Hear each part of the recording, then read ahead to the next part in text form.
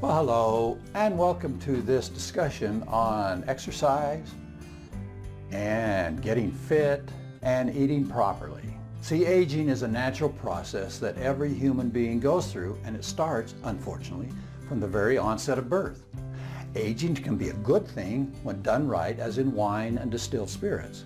But it should also be noted that the aging process for us humans should not in any way hamper keeping an exercise regimen. And in fact, exercising should ideally continue, but at a gentler pace and design the more we age. This discussion is all about getting and staying fit.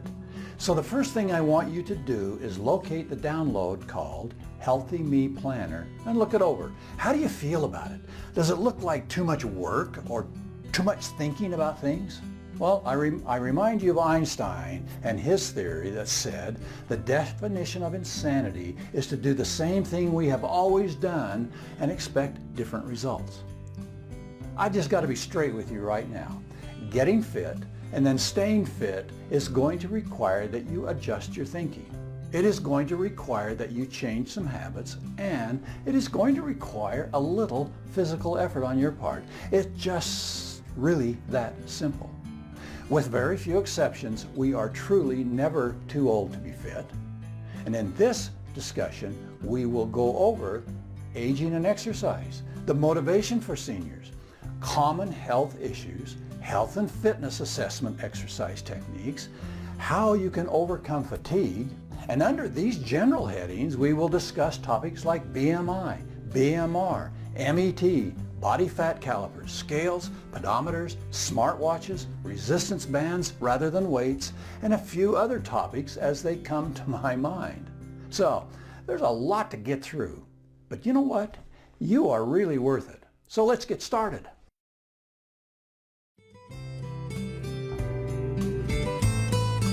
Do you buy into that notion? Never too old to exercise. I sure do. It's meant absolutely everything to me. Let me give you just a little bit of background. My name is Brent Daly, and at the time of this recording, I am 75 years old. 2 years ago, I suffered a heart attack. I was a little overweight, almost to the obese, I guess, a little overweight. Had a history, a little bit of health issues, and then I was reminded that we are all getting older, and I wasn't in that good shape. Had to have bypass surgery, had that big one replaced. It's referred to as the Widowmaker, and 3 other smaller blood vessels replaced in my heart. Lots of people have them now. Mine took a little longer than it should have, and the recovery process was complicated by a lot of different factors. And so I didn't do anything, mow the lawn, go for a walk. I didn't do anything physical for 18 months. And during that time, I became very aware that I was still gaining, even though I'm on a heart-healthy diet, I was still gaining a little weight. And I was noticing my arms were beginning to look more like my fingers. And my legs were, well, they were looking like an old man's legs.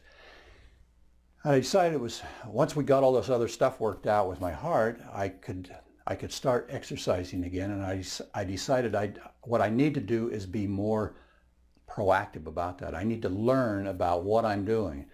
It's one thing to exercise, it's another thing to eat the right food, so these muscles that I'm trying to create will burn it positively, that I will not gain any more weight, might even lose a little, but more importantly, I'm going to regain that muscle mass I lost. In doing all the research, I realized what I've got here may be of use to others. And so that's what this is all about.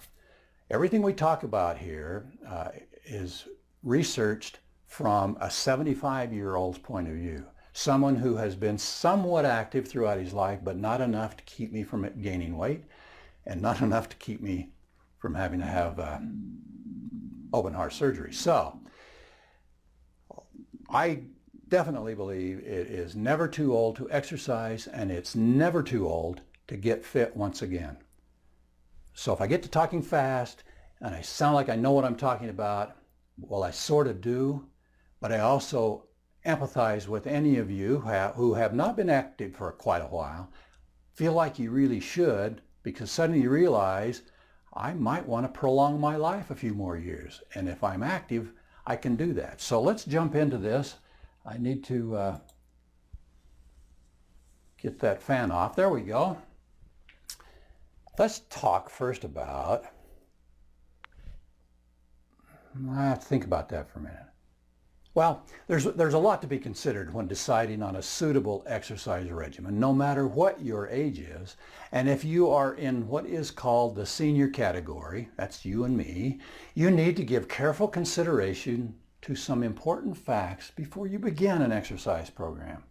So, it really makes sense for us to address those first before we get into any exercises. So the first thing up is metabolism and your metabolic rate.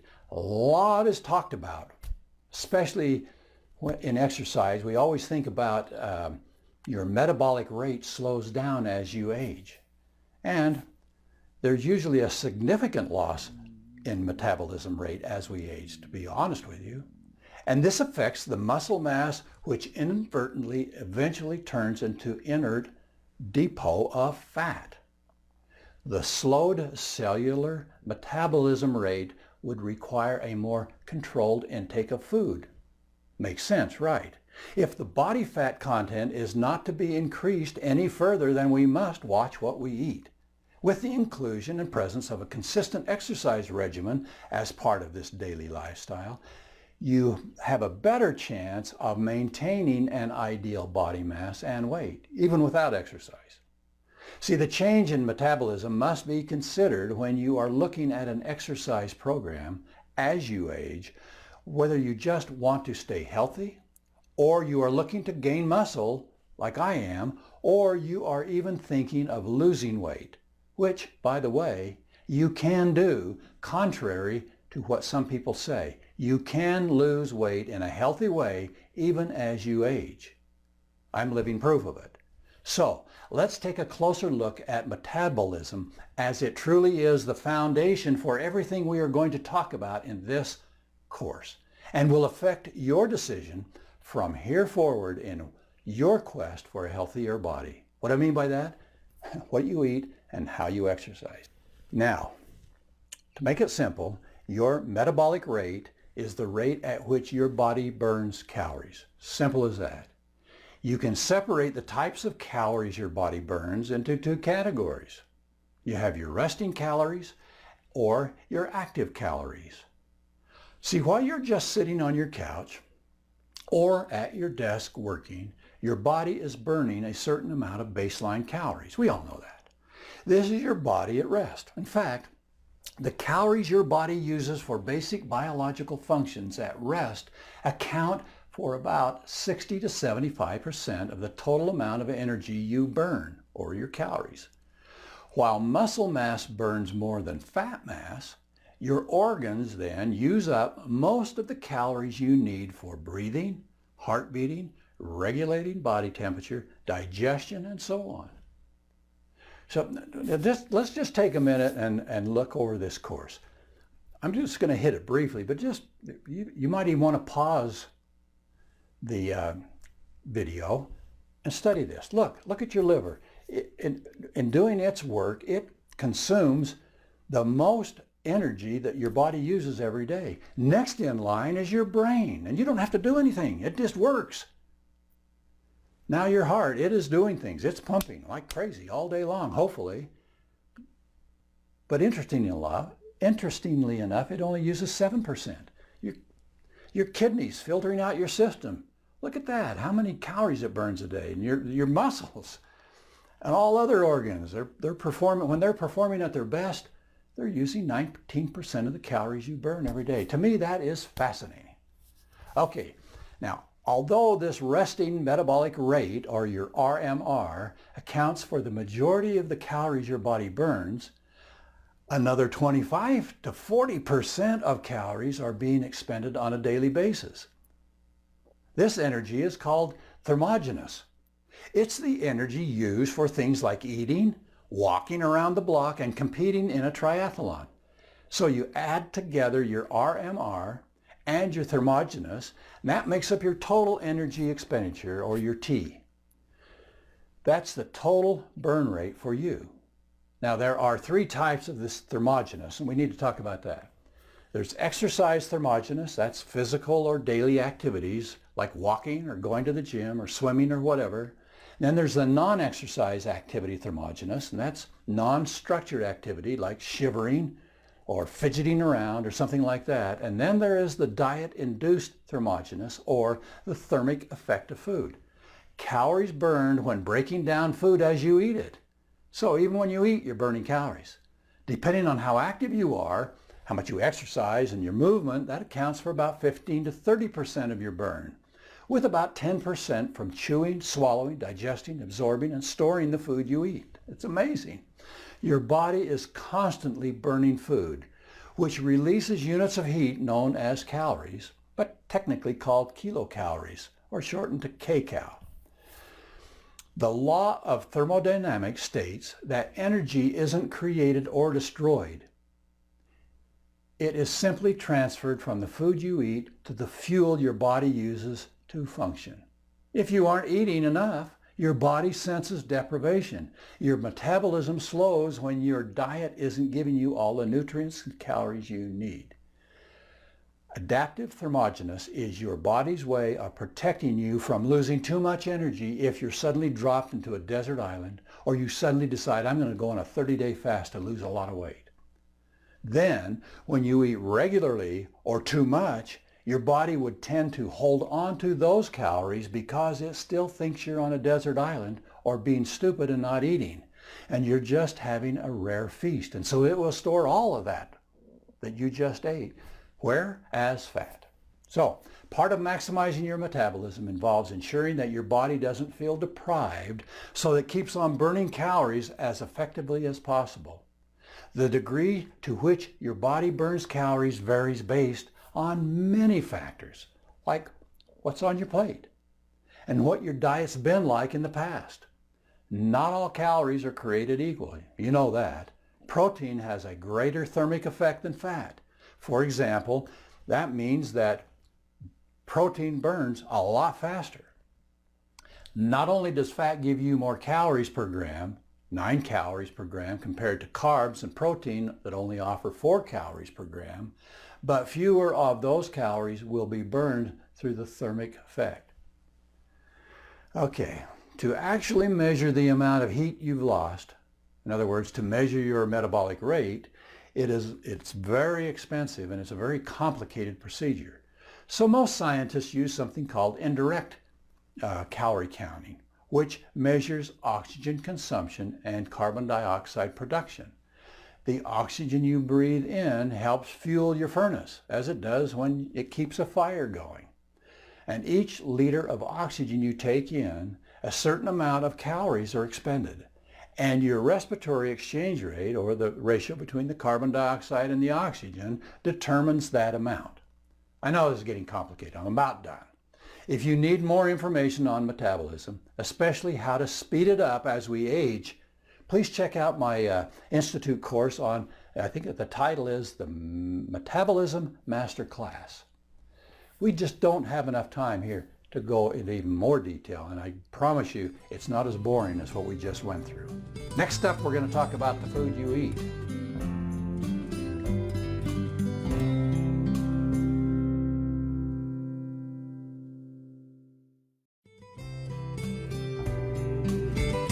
As we age, the food we eat may also lack the nutrients, and particularly the calcium our bodies need, and this becomes very important if you are going to start an exercise program.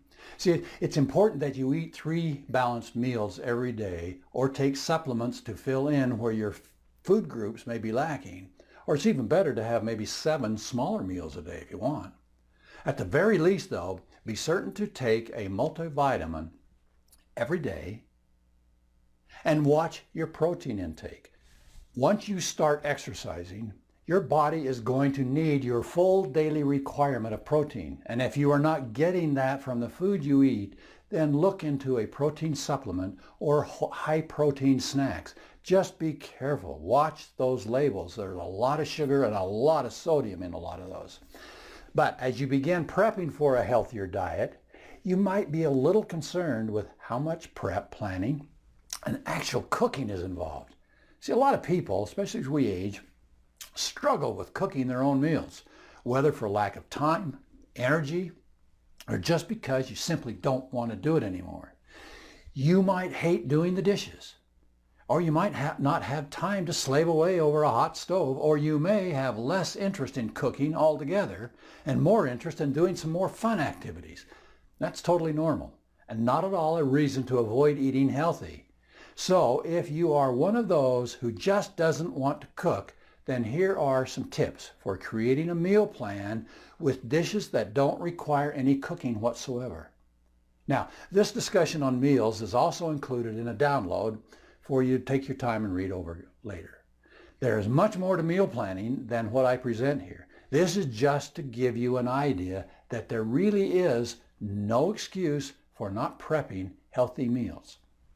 First of all, let's go over what a non-cooked meal plan actually is. This is a meal plan that consists of dishes that don't have to be cooked, obviously. There's still some prep work and putting it all together, but you are not actually turning on a stove or an oven or even firing up the microwave. Naturally, some meals still require some cooking throughout the week. I know that. But these meal ideas and tips are only for the dishes in between that don't require you to cook anything. Now, there are actually quite a few benefits to choosing a no-cook meal plan. Let me just give you the top few. Number one, it saves you time. Naturally, the no-cook meal plan is going to save you a ton of time when you think about it. You're not worrying about turning on the stove, waiting for the food to cook, or using the oven for an hour or so each evening just to cook a meal. It not only saves you time with cooking, but you also save time by not having a ton of dishes and pots and pans to wash after as well. Another advantage is sometimes you want to eat healthy and prepare your family with a nutritious and yummy meal, but you don't want to make it too hot in the kitchen. It may be in the middle of a heat wave, when the very last thing you want to do is turn on the oven. Aside from using a slow cooker or your microwave, you don't have many options for having a nice meal without using heat. Luckily, this meal plan doesn't require heating up your home at all. Something to keep in mind, when you are working on meal planning and prepping, it usually involves one day completely dedicated to getting meals ready for the week. This day goes a lot faster when you are only working out your meals for the week and your grocery shopping list and your prepping ingredients. You don't actually cook anything beforehand for these meals, so it is going to simplify the process a lot. Don't know about you, but the older I get, the more I like simple. Now, don't assume that only healthy meals are the ones you cook. There are tons of ways to be healthy and have filling meals that are in a no-cook meal plan. Now that you understand what a no-cook meal plan is and the many benefits of it, you can get started on thinking up meals for the week. Now, it's always good to start with breakfast. Not only is it the first meal of the day, but it is the most important. Ironically, it also happens to be the meal that most people end up skipping for lack of time. Luckily, you can have delicious meals that are prepped beforehand and don't require cooking on your part or even heating up. Here are some different no-cook breakfasts to try out, just to get you going. Now, you've heard about and you may have tried smoothies, but a smoothie really is the perfect breakfast. It is super easy to make, it's very healthy, it's got that sweetness to it we all like, and is easy to grab on the go.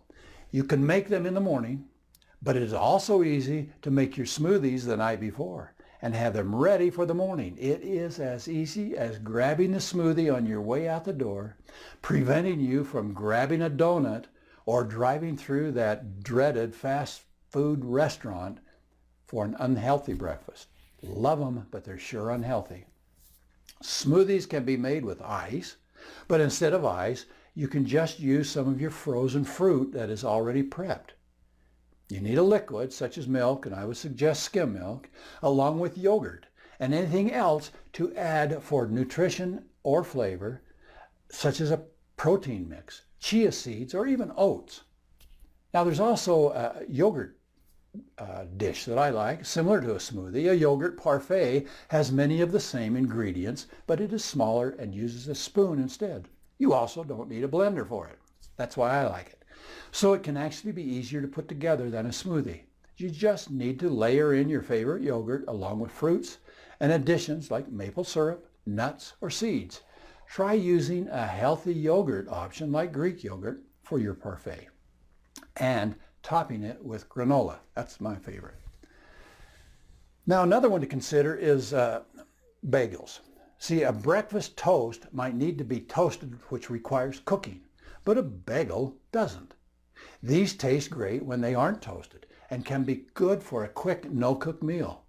Think what you would put on top of your breakfast toast and put it on top of a whole wheat or a whole grain bagel.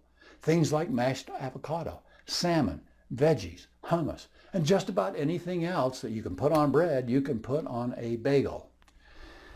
Now this is a real favorite among those who are really tanking up on the protein. That's overnight oats. See, oatmeal is a yummy breakfast that isn't difficult to make, but it does require cooking. An alternative is to make overnight oats, where you soak the rolled oats for at least 8 hours. Then wake up to a cold oatmeal. There are tons of recipes, but the basic recipe is to soak the oats in milk and additives like maple syrup and chia seeds, or throw in some berries. Now let's talk about lunch and dinner prep. When you think of no-cook meals for the rest of the day, including lunch and dinner or between meal snacks, these meals are all cold or room temperature, so they don't require cooking beforehand. You might be surprised by how much you can actually do without turning on a microwave, stove, or even an oven. We're talking about salads, obviously. Now, there are going to be a lot of no-cook salads, I can tell you about that if you're going to get into this. But they don't have to be boring. You can really get creative and have a delicious salad without cooking anything. Plus, these are going to be healthier for you since they also have tons of veggies and other nutritious ingredients. For all of these salads, you can put them in a container beforehand as long as the dressing is kept separate. Look in the downloads for a list of non-cook food suggestions. See you in the next one.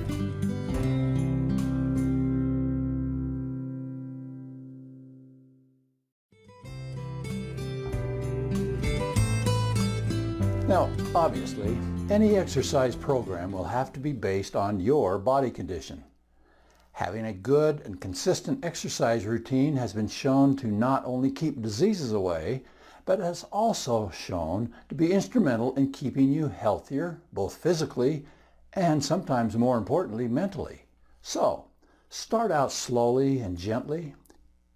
If you overdo any exercise, at the least you are going to be sore, and that will discourage you from continuing. And if you are not careful, you could even injure yourself. Then you will probably give up altogether. If you have physical conditions or ailments that do not allow full body movement, or you have lifting restrictions or whatever, please contact your primary care person first before attempting any exercise program. Now, you don't need to have full mobility to experience the health benefits of exercise, so don't let that discourage you. If injury, disability, illness, or weight problems have limited your mobility, there are still plenty of ways you can use exercise to boost your mood, ease depression, relieve stress and anxiety, enhance your self-esteem, and improve your whole outlook on life. When you exercise, your body releases endorphins that energize your mood, relieve stress, boost your self-esteem, and trigger an overall sense of well-being. If you're a regular exerciser currently sidelined with an injury, you've probably noticed how inactivity has caused your mood and energy levels to sink. This is understandable. Exercise has such a powerful effect on mood that it can treat mild to moderate depression as effectively as antidepressants or any other medication. However, an injury doesn't mean your mental and emotional health is doomed to decline. While some injuries respond best to total rest, most simply require you to reevaluate your exercise routine with help from your doctor or physical therapist. Now, if you have a disability, severe weight problem, chronic breathing condition, diabetes, arthritis, or other ongoing illnesses, you may think that your health problems make it impossible for you to exercise effectively, if at all. Or perhaps you've become frail with age and are worried about falling or injuring yourself if you try to exercise. Well, the truth is, regardless of your age, current physical condition, and whether you've exercised in the past or not, there are plenty of ways to overcome your mobility issues and reap the physical, mental, and emotional rewards of exercise. Stay with me. I think I can prove it.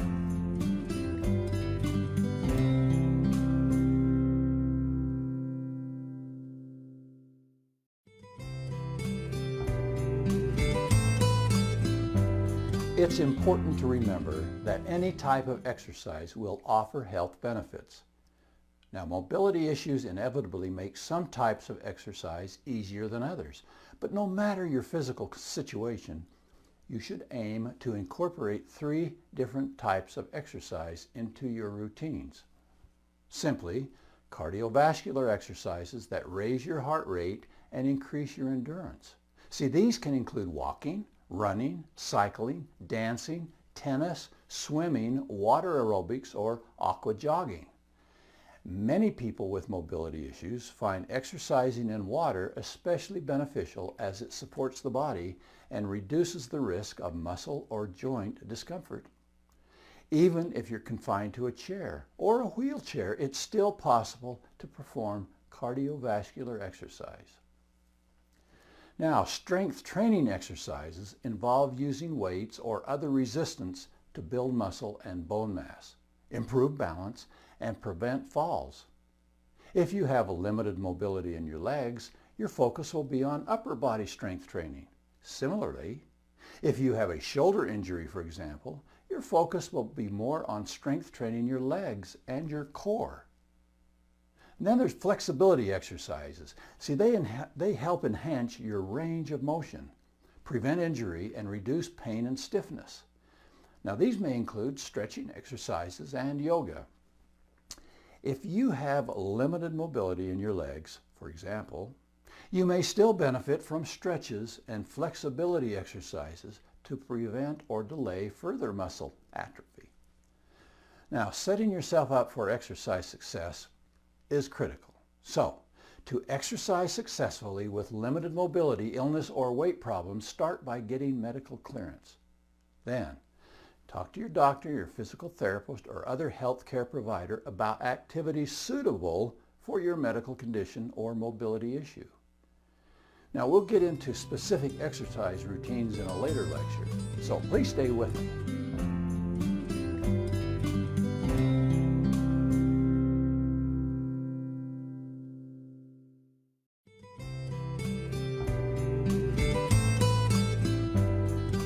Now, before planning your exercise program, you need to give some thought to how much time you want to devote to exercising, how many minutes a day, and how many days a week you realistically feel you can devote to your goals.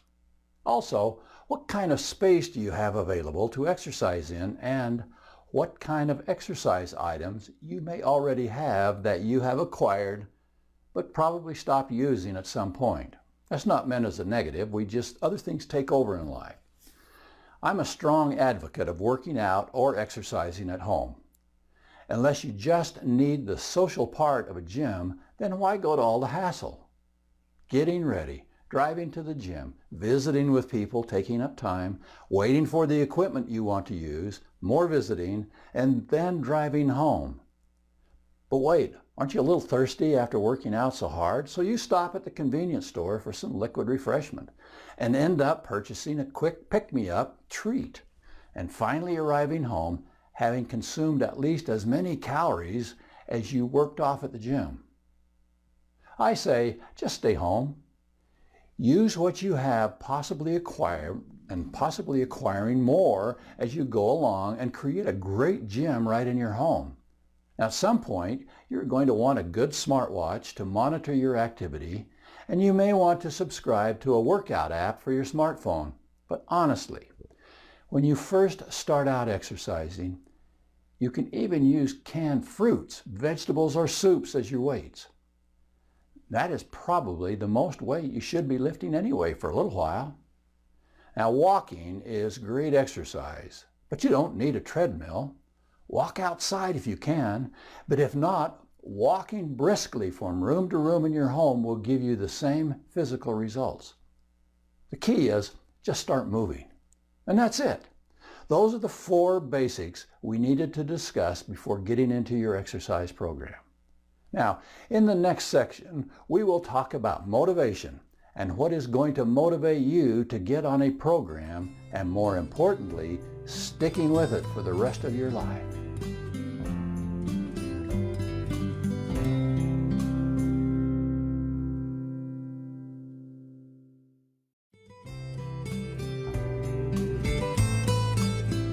Let me give you 3 tips to boost your motivation. Number 1, this is a big one, just make a public commitment. It's easy to give up on your goals and lose motivation if you keep them to yourself. However, when you share your goals publicly, you'll be more motivated to achieve them. That just makes common sense. See, this is because when you involve other people, you don't want to let them down. You'll also find they frequently ask you how it's going, providing consistent motivation to carry on. So, let people know what you're working towards. Or why not partner up with someone who has the same goal as you do? That way, you can motivate each other. Now, number 2, remember the purpose behind the motivation. Why did you sign on to this course? See, when you start working towards your goals, you have what feels like an endless amount of motivation. This is because you're right in the moment where something has spurred you on to make a change. However, as time goes by, it's easy to lose sight of why you started in the first place. So, the key is to remember why you're working towards your goals. Say you want to lose weight, for example. You can either hang up a piece of clothing you're desperate to get back into, keep it right there in front of you, or you could pin up a picture which motivates you to carry on with your weight loss goals. Make it a realistic picture though. Now, you want to break your goals down. A common motivation mistake is to create goals which are too broad. The longer it takes to reach a goal, the more chance there is of losing motivation along the way. Instead, you'll want to be setting smaller goals which are easily achievable. As you achieve them, that boosts your motivation to reach the next goal. Nothing feels better than ticking off a little goal that you've set for yourself. Now, some people, maybe you are one of them, can set new goals easily, but never seem to accomplish them. Time goes by and you are still in the same rut. And by the way, when it comes to fitness and exercise, the definition of a rut, it's just a grave with both ends kicked out. Stay on your same path and those ends are going to start closing in.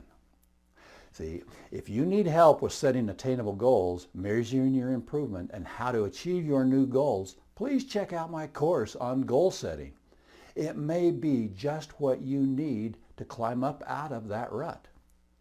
The link is included in your equipment list and also in most of the downloads. Now, these are the 3 of the best ways to boost your motivating right now. What you need to remember is that motivation takes work. It's not something that's magically going to come to you. You'll need to force yourself to get motivated using tips like the ones we just talked about. The more you work at it, the more it will pay off.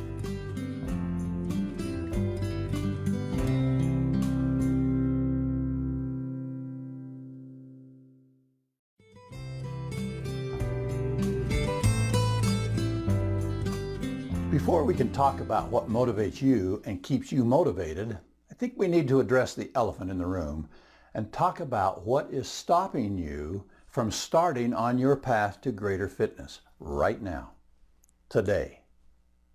So here are the reasons, now some people might call them excuses, that I have heard from clients for not being motivated to achieve a greater state of fitness or even overall wellness.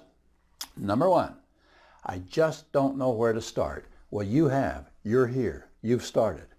I guess I just don't ever feel motivated. That's a good one.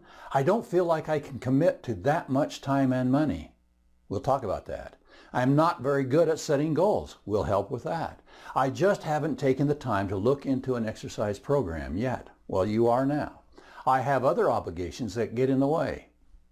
Make adjustments. My time is not my own. I don't know when I could work on exercise routines. I don't know when I could do that. And I'm not really good at sticking to goals I make for myself. Well, let's see if in the next few minutes you can review this list and realize none of them are legitimate.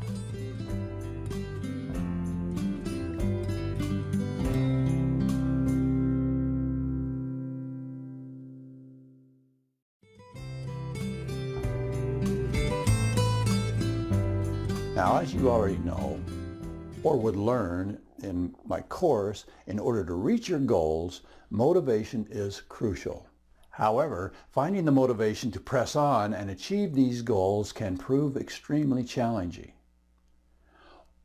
On your quest to find motivation, you could end up making all kinds of mistakes. Here I'm going to give you 5 motivation mistakes you could be making right now. The very first one and the most critical is you've set unrealistic goals. Nothing kills motivation quite like unrealistic goals. You see, if your goals are unrealistic, you're not going to be able to achieve them. You won't even see any real progression towards getting where you want to be. If you don't see positive changes, you're not going to be able to maintain motivation. But smaller, more realistic goals will help you to boost your motivation, helping you stay on track. Number 2, so critical, not celebrating your accomplishments. Now, while it's good to have goals to work towards, it's also important to celebrate when you achieve them or little steps along the way. Many people get into the mindset where as soon as they achieve something, they automatically move on to the next thing.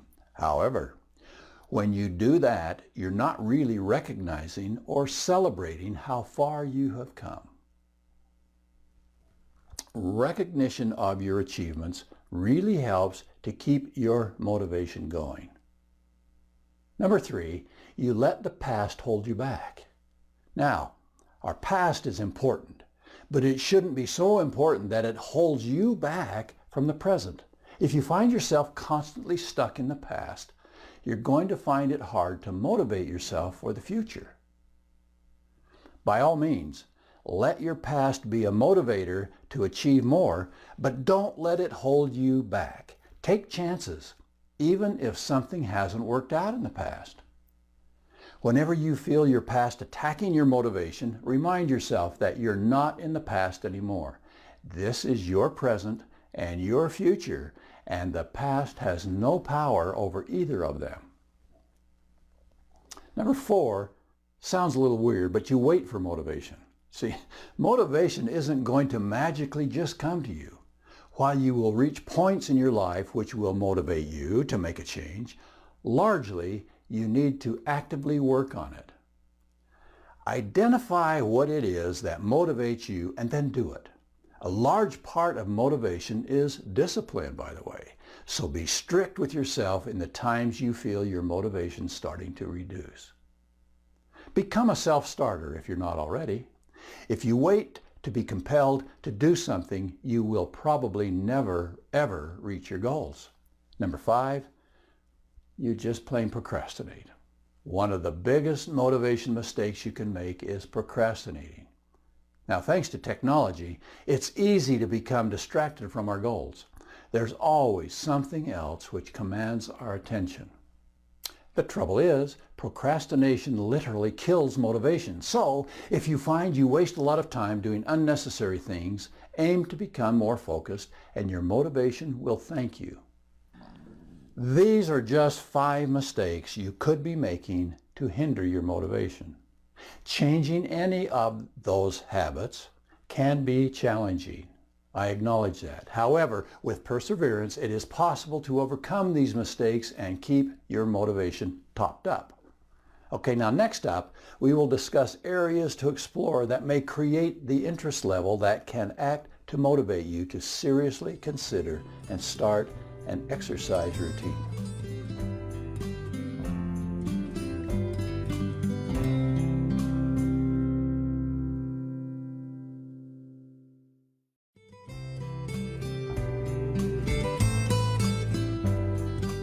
You know that your diet can impact your health and well-being, but did you know it can also influence your motivation? Let's delve into this a little. See, a healthy diet can do wonders for your motivation and productivity. So if you want to boost your motivation, it may be worth starting with the foods that you eat. Here, you'll discover how diet can impact motivation and the foods you should be focusing on. So how does that happen? Well, your diet can impact motivation in numerous ways. Firstly, if you're not eating a balanced, healthy diet, your energy levels can suffer. If you're not energized, you're going to struggle to stay motivated. The same can be said if you skip meals. Your mind and body rely upon the foods you consumed to give them energy they need to perform correctly. So, if you're not feeding them energy-rich, healthy foods, you're going to end up feeling tired, run down, and totally unmotivated. Okay, so which foods should you be focusing on? If you're looking to boost your motivation through your diet, there's certain food groups you'll want to be focusing on. B vitamins are crucial for brain health, energy, and motivation. You'll especially want to focus on foods which contain vitamin B6.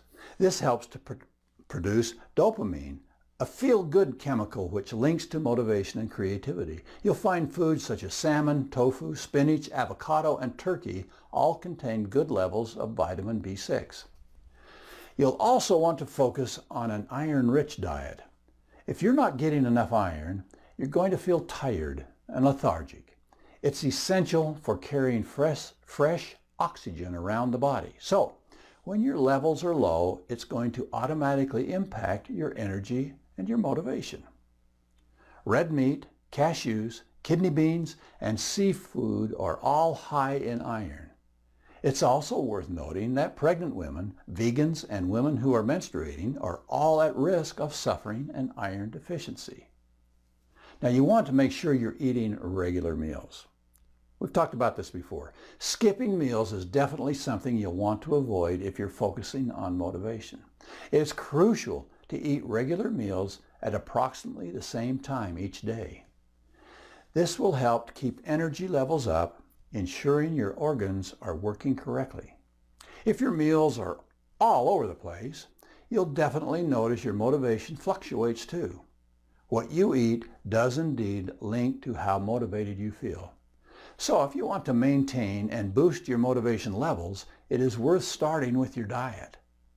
Without eating a healthy diet, you'll struggle to put motivation into practice.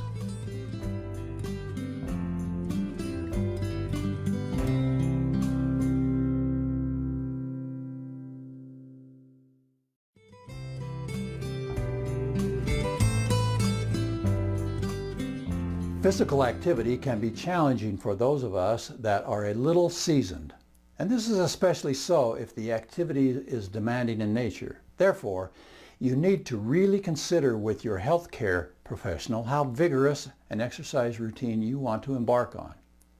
You'll find a download for this lecture that contains several tests you can administer at home for a self-diagnosis to get a rough idea of your fitness level.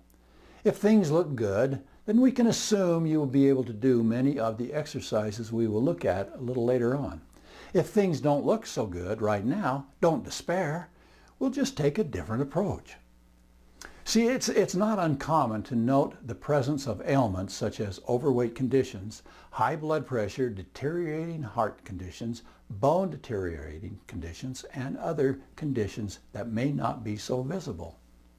Therefore, for those who are not already exercise enthusiasts, there is an even greater need for careful instructions on the exercise to be performed. Longer warm-up sessions, accompanied with equally longer cool-down sessions, and in some cases even assistance in monitoring and recording the results of the overall health improvements, if any, based on this exercise used. See, this is probably a good time to talk about monitoring equipment. Because of heart issues I've talked about, I used to have to wear a blood pressure monitor all of the time to track heart rate and blood pressure as I was working out, whether it was walking, lifting weights, or stretching and bending routines. This became cumbersome, as in order for the device to measure correctly, I had to remain still until it had gone through its cycle. When you're trying to maintain an aerobic heart rate, it is real annoying to have to stop for even 30 seconds while it did its thing. I had it one day and I ordered a smartwatch. One of the smartest things I have done in a while. It not only measures my heartbeats per minute on the go, but also my blood pressure and blood O2 levels. It keeps track of how many steps I take a day and what my nighttime sleep looks like. When you decide to get into this fitness game, I would strongly recommend a smartwatch. They can be spendy if you go for the name brand watches, but since I wasn't sure it would work for me, I chose to go with an off-brand, which saved me a bunch of money, and I honestly cannot fault the watch. It has a little larger screen than, say, an Apple Watch, which is great for us silver and gold individuals that don't see as well as we used to. We have the watch and others in our store. The link is in the download material. You'll also find the link at the end of the ebook that accompanies this course. Just look for that ebook. It's called Never Too Old to Exercise. You know through experience that it is very important for seniors to have adequate strength, flexibility, and endurance to effectively go through the motions of ordinary daily tasks. With regular assessments done, any abnormalities can be detected early and the relevant recourses can be introduced. Some of these assessment styles may include chair stand test, block transfer test, soda pop test, arm curl test, half-mile walking tests, 6-minute walk test, and many other suitable design tests for seniors. Once again, you will find these and the instructions for how to complete them in the download material. Now, next up, we're going to get into some exercise specifically designed for seniors. That's you and that's me.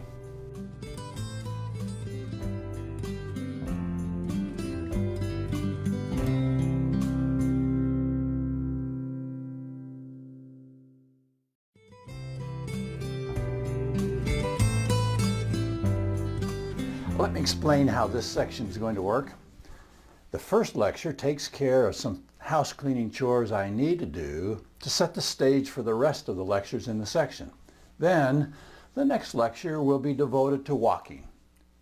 Why it is a good idea to include walking in your fitness routine, some general thoughts about how to walk, the speed, the cadence, etc., and pretty much leave it at that. With all we talk about, when it comes to physical activity routines, I leave the interpretation of what is important to you. It's your body, your mind, and your time.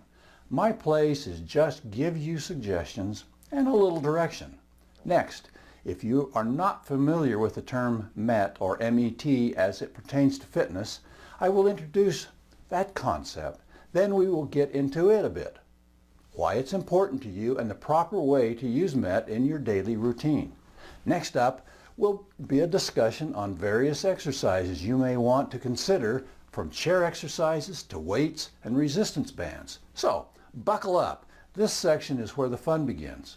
Again, I remind you that it is imperative to ensure the proper medical assessments have been done before any exercise regimen is recommended and begun by a senior, whether you be in your silver or your golden years. Without this very important assessment stage, you would be well advised not to start on any exercise regimen, as experiencing chest pains, shortness of breath, negative heart conditions, bone and joint problems, dizziness, elevated blood pressure levels are very likely to occur during any improper exercise routine. When this stage has been properly conducted and completed, then the appropriate exercise routines can be designed to suit your needs. Now, the most popular form of exercise routine would include swimming and some form of water aerobics. Why? Well, using water to help relieve some of the stress the joints and bones may have to endure during an exercise routine, especially if you have not been exposed to any exercise previously, would be an added advantage. And really something I could recommend, or that I would recommend if you can find a place to do it that's close to home. Other fun activities such as dancing, bicycling, and lighter activities should also be considered, as they will also help to create the social interaction that many seniors lack in their lives. This social interaction can act as a good motivating factor to stay with the exercise program, even when outward results don't seem to be evident. Simple stretching exercises and light aerobic routines are also another good and very beneficial form of exercise for seniors. These are great, but they require you go someplace to swim, dance, or bicycle. I am a firm believer in keeping things as simple as I can, and even if you are confined to an 8x8 prison cell, you can always walk. Walking is a great way to work up to other routines and can always be a big part of your complete exercise routine. Another important aspect that should be given due consideration would be the use of suitable equipment and attire, as both these elements are usually designed to fit the particular needs and lacks of senior individuals. Comfortable and loose-fitting clothes and proper shoes should be part of the exercise gear. This is essentially to decrease the chances of sustaining any injuries during and after the workouts.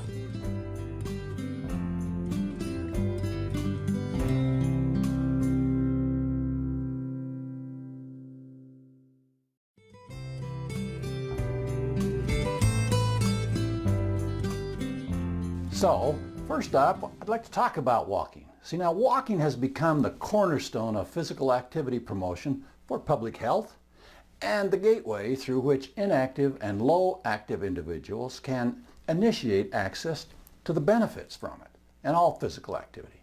See, current physical activity guidelines recommend that adults accumulate at least 150 minutes of moderate intensity physical activity each week.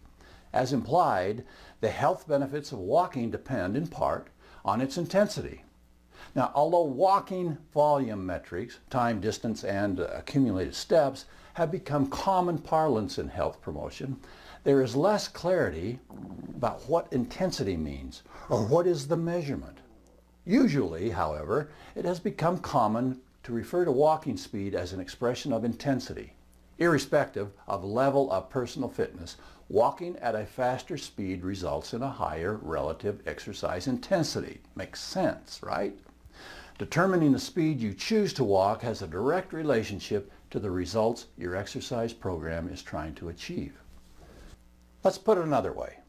Walking can be great for you, but if you are just starting to become fit after years of inactivity, then don't look at walking as a safe place to start, as opposed, for instance, to running or jogging. A walking regimen should be started only after the consent of your physician, and then you should closely monitor your heart rate, your blood oxygen levels, and blood pressure as you walk until you are in tune with your body and can feel how your body is reacting to the exercise. Start out with a gentle, more like a stroll pace, monitoring as you go, and then build from there. If you're using a treadmill, keep it flat and go slow at first. Now in the next lecture we're going to discuss MET and the business of counting steps. So far now we will leave this discussion on walking and move into that next exercise, and then we can maybe combine the two later on.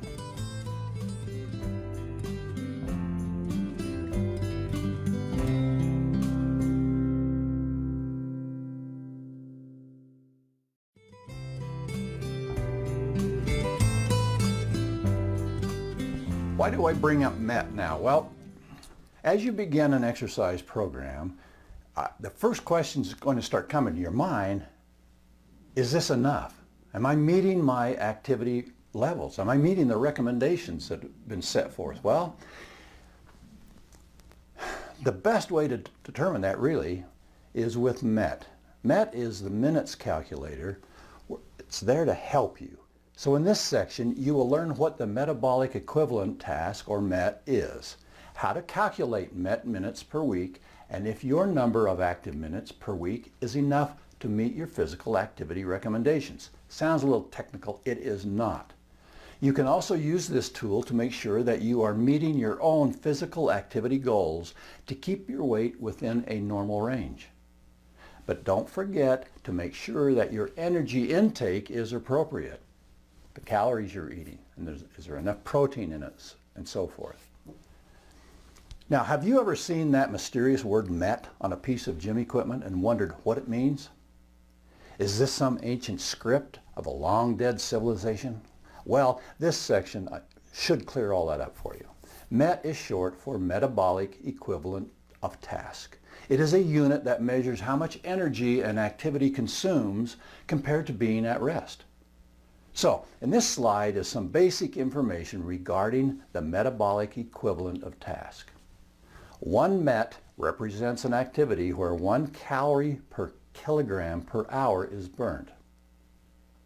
It's more or less the energy cost of sitting still. Now, it also can be defined as an oxygen uptake of 3.5 milliliters per kilogram per minute. It's the rate of the energy expenditure when you're just sitting there. Initially, the concept of MET was designed to represent the activity level of those taking a nutritional survey. See, the idea of the metabolic equivalent of task is frequently used in guidelines and physical activity recommendations. See, if you know the MET value of the physical activity and its duration, you can estimate how many calories were burned. MET is a ratio of the energy used during an activity to the rate of the energy expended at rest. So for example, if you performed a 3 MET activity, your body used 3 times more energy and oxygen than if it was at rest. Now, talk about activities in MET. Researchers have assigned MET values for many different physical activities, from walking at different paces to much more specific activities such as burpees, maple surfing, or rodeo sports. You can find values for these elsewhere online, as this MET minutes calculator only provides the MET values for common activities. But in general, we can differentiate 3 categories of physical activity. Light intensity, that's under 3 METs. Moderate intensity, that's 3 to 6 METs. And vigorous intensity activities are anything over 6 MET. We're not done with MET yet, so come back.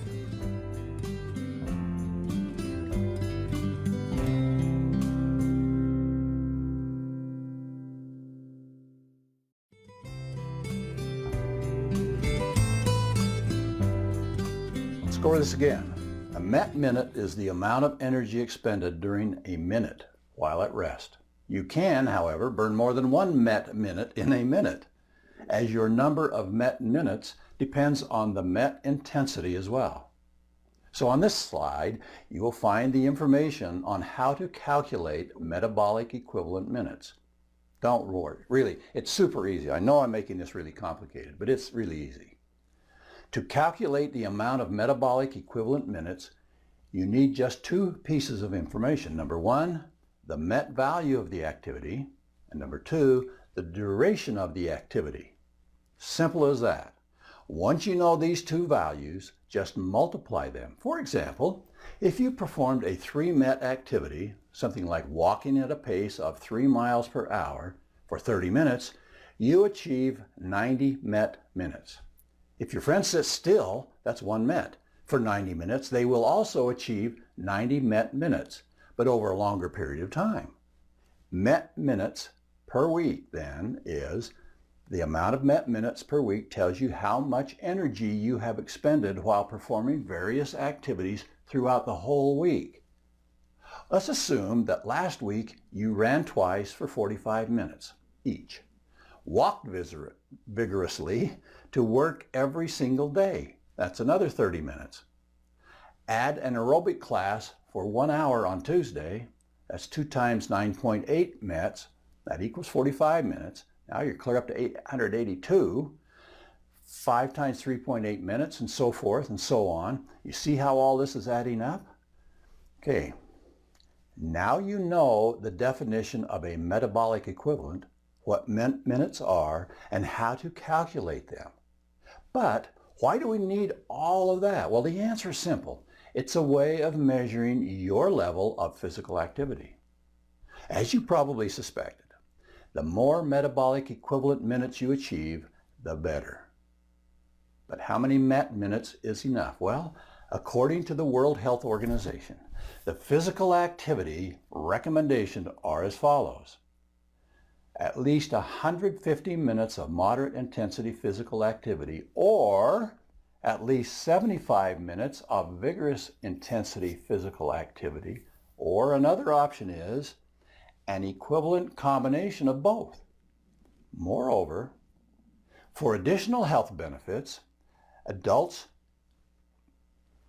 should increase their moderate intensity physical activity to 300 minutes per week, or an equivalent.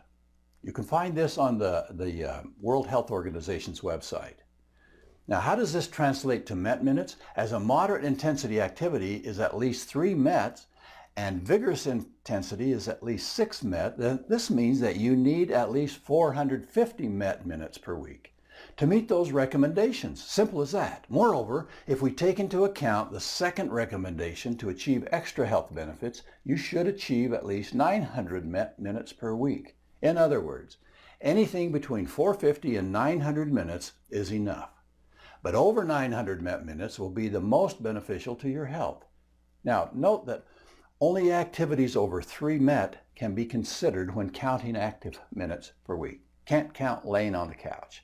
This is why the calculator only has moderate and vigorous intensity activities built in. Now, I can tell you, walking as a met equivalent, it's very easy to achieve 1,000 met minutes a week. It's very easy. So this may get a little confusing and sound like way too much, but honestly, in fact, if you get a smartwatch, most of them calculate that for you, at least the walking part. So give it a shot. We'll be back in a minute.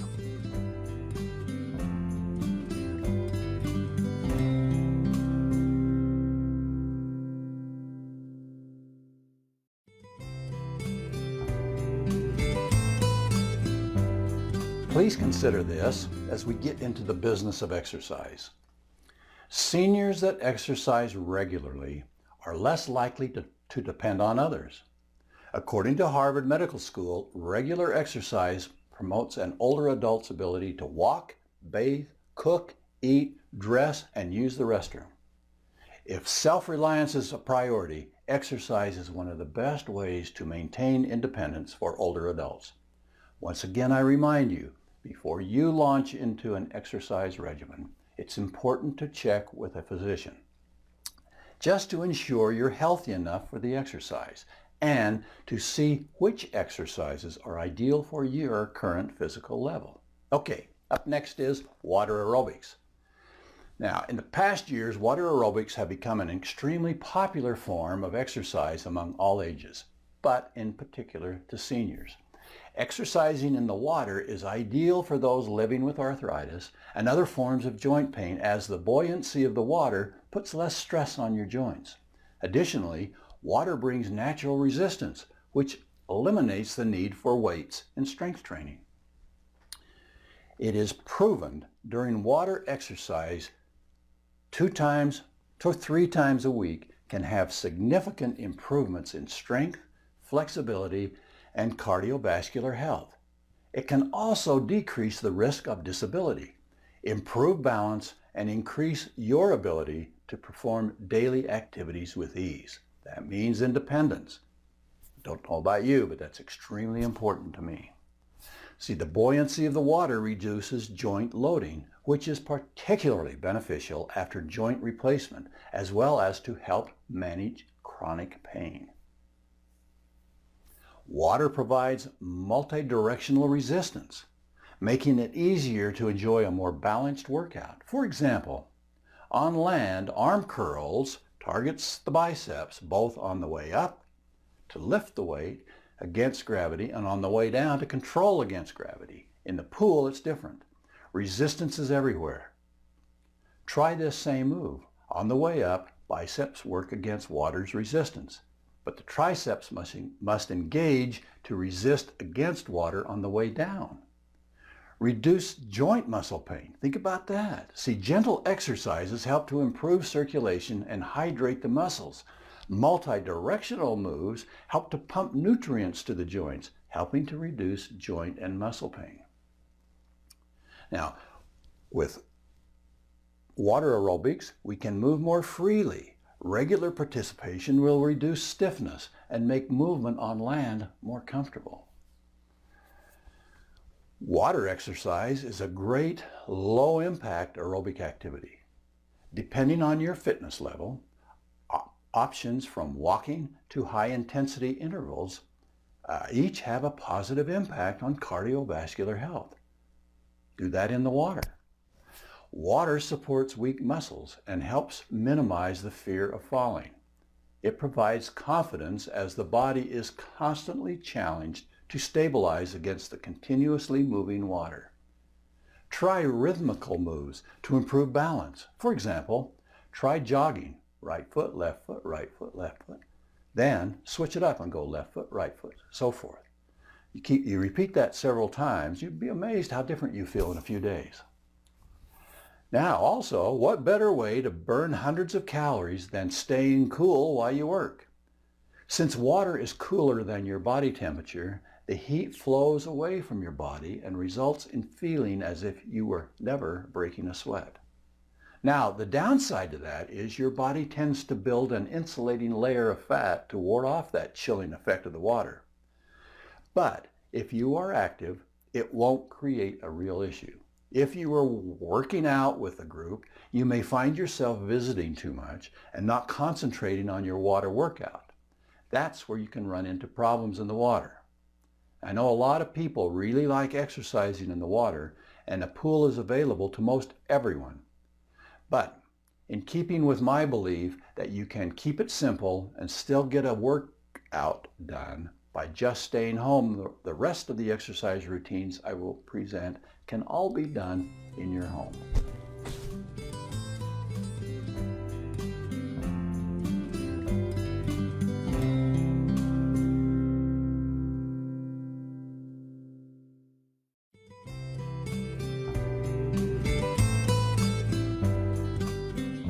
Now, like water aerobics, chair yoga is a light impact form of exercise that improves muscle strength, mobility, balance, and flexibility, all of which are crucial health aspects, especially for seniors. Chair yoga is an accessible form of yoga that provides less stress on muscles, joints, and bones than more conventional forms of yoga. As an added bonus, chair yoga has been shown to improve mental health in older adults. Regular chair yoga participants have better quality sleep, lower instances of depression, and report a general sense of well-being. Let's talk about resistance bands for a minute. Resistance bands are stretchy strips of rubber that add resistance to workouts with reduced stress on your body. Resistance band workouts are user-friendly and accessible for beginners. This form of exercise is growing more popular among seniors because of the relatively cheap upfront cost of materials, which makes resistance band workouts ideal for your at-home exercise. Additionally, these exercises are ideal for strengthening your core, which improves posture, mobility, and balance. Check my store out. We do have a few options for resistance bands. Now, Pilates is a popular low-impact form of exercise that was developed a century ago. In Pilates exercises, breathing, alignment, and concentration and core strength are emphasized, and typically involves mats, Pilates balls, and other inflated accessories to help build strength without the stress of higher impact exercises. Pilates have been shown to improve balance, develop core strength, and increase flexibility in older adults. Again, the equipment's available all over the place. We have some on our site. Muscle loss can be devastating and debilitating for older adults. Around a third of seniors live with severe muscle loss, which can lead to hormone problems, a decrease in the ability to metabolize protein, and other problems. Body weight workouts are one of the best ways to counteract the effects of muscle atrophy in older adults. One of the key benefits of body weight workouts is the affordability. The materials required for body weight workouts are minimal. Most body weight workouts require workout clothes and a mat to soften impact with the floor. That's it. Strength training has been shown to alleviate the symptoms of diabetes. Remember, we talked about that before. Osteoporosis, back pain, and depression while helping you manage your weight. Strength training also contributes to a higher metabolism and enhanced glucose control.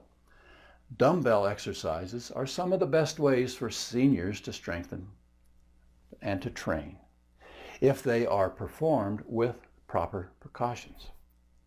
Dumbbells allow seniors to isolate muscle groups to strengthen while improving balance and flexibility.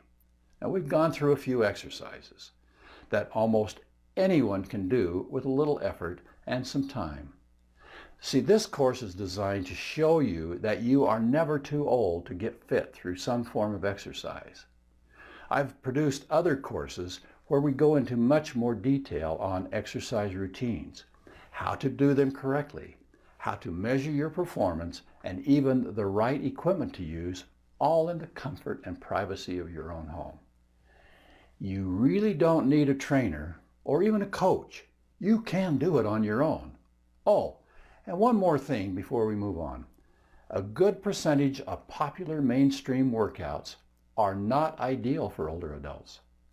These popular workouts are well suited for younger adults looking to bulk up or shed weight in a hurry, but they may put an unhealthy strain on an older adult that has joint pain, atrophied muscles, posture problems, or issues with balance. The following exercises should probably be avoided if you're over the age of 65. Squats with dumbbells or weights, bench presses, leg press, long distance running for sure unless you're in really great shape, abdominal crunches, upright row, a deadlift, high intensity interval training. You can do interval training, just not high intensity. Rock climbing and power clean.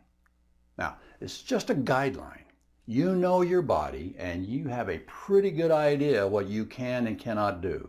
Again, consult with your physician before you do any exercise we have discussed. And of course, if you want to try a few from the list of don'ts, well, consult with your primary health provider first. All makes sense, doesn't it?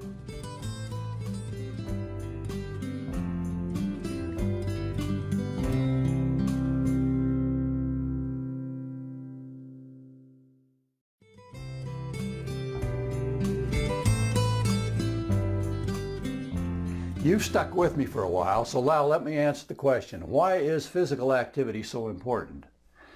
Being physically active has many advantages, including significant benefits to your health, obviously.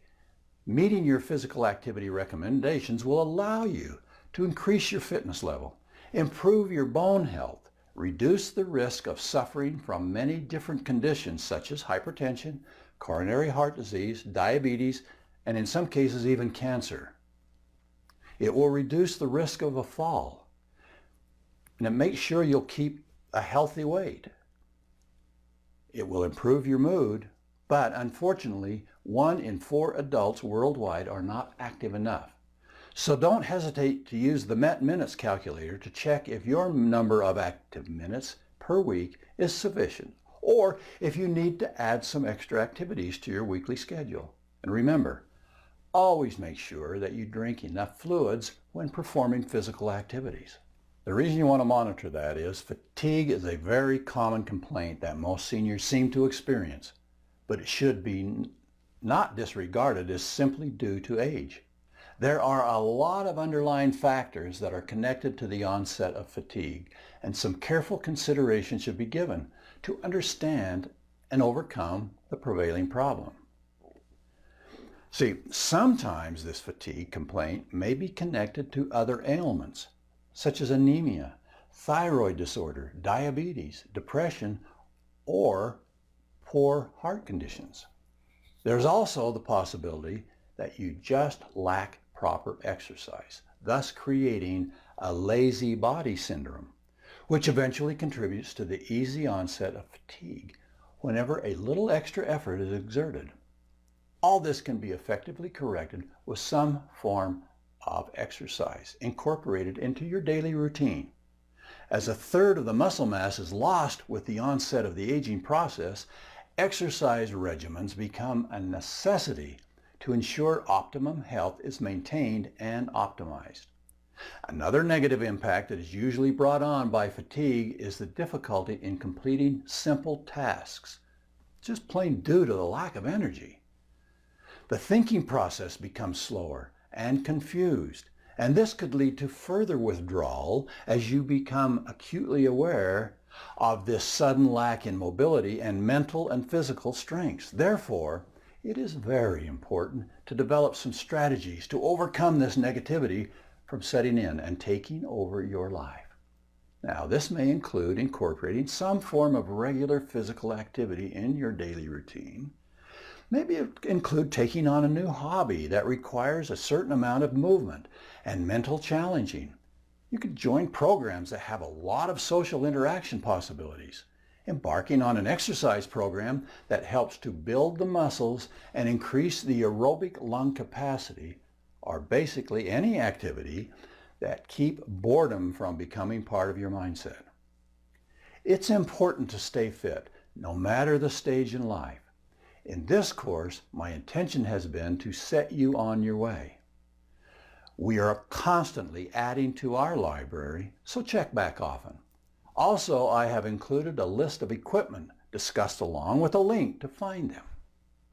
Some of the products I am an affiliate for and will be compensated if you purchase the product using the link I have provided. I don't say that to be sure and buy it from me. I'm just saying that as a disclaimer. If I recommend it, I may be compensated if you buy it through me. It's been great having you with me. I hope that I haven't bored you to death, and I do appreciate the fact that you stayed with me through this entire course. You really should be congratulated. Grab some equipment, or just grab your body and go to work. Thank you so much.